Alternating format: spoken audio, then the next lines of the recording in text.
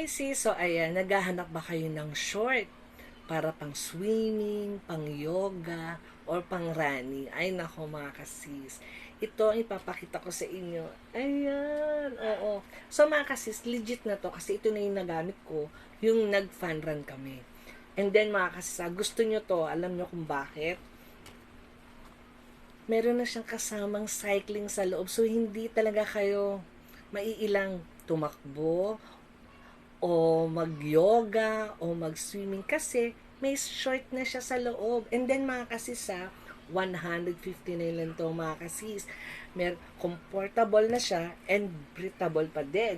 And then perfect may pa-zipper sa likod. So pwede nyo ilagay dito yung cellphone o yung pera. So nasa likod siya mga kasis at tignan nyo naman. Oh, ganda ng zipper. Oo. Mga legit to kasi nagamit ko na siya. Meron tayong mga size to. Meron tayong small, medium, large, extra large, double extra large.